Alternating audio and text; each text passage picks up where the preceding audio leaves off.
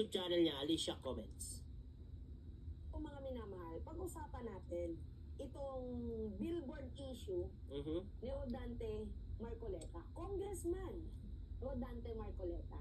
Dahil ang daming mga DDS ang inaatake ako. Inatake daw siya ng mga DDS. Hindi lang sa aking YouTube account, hindi lang sa aking Facebook, pati na rin sa TikTok.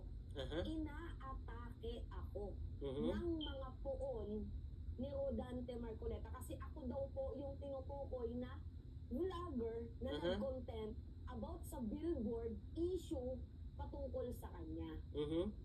Okay, lilinawin ko unang-una, hindi po ako hihingi ng sorry.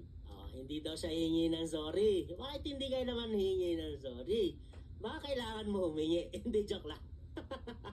Bakit ka hindi hihingi ng sorry? At never ko pong gagawin humingi ng sorry dahil wala pong mali sa komento ko. Kahit panoorin nyo pa po yung okay, wala daw mali sa komento niya about doon sa billboard, okay? video. Ilalagay ko po sa description.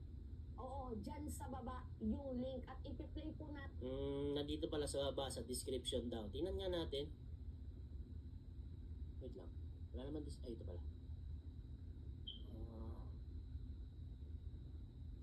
Wala naman Panoorin lang.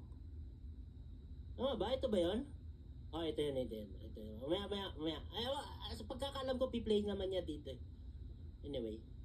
Natin yung video sa dulo ng vlog na ito. Kung talaga bang may sinabi ako doon na clickbait. Okay, yung pala yung issue, clickbait. Tingnan natin. Yung title, mga minamahal, nagtatanong ako. Ano ba yung title ni Nina? Pakita ko sa inyo INC pinapatanggal na si Marcoleta sa kanilang relihiyon. Bakit? Paano ka nakapunta sa ganyang klaseng Tanong lang naman. Ako tanong lang naman din. Kasi YouTube channel niya, Alicia Comments. Kung mga minamahal, pag-usapan natin itong billboard issue ni Rodante Marcoleta. Congressman Rodante Marcoleta. Dahil ang daming mga DDS ang inaatake ako. Inatake daw siya ng mga DDS. Hindi lang sa aking YouTube account, hindi lang sa aking Facebook, pati na rin sa TikTok. Inaatake ako ng mga puon ni Rodante Marcoleta kasi ako daw po yung tinutukoy na vlogger na nag-content about sa billboard issue patungkol sa kanya. Okay, lilinawin ko unang-una, hindi po ako hihingi ng sorry.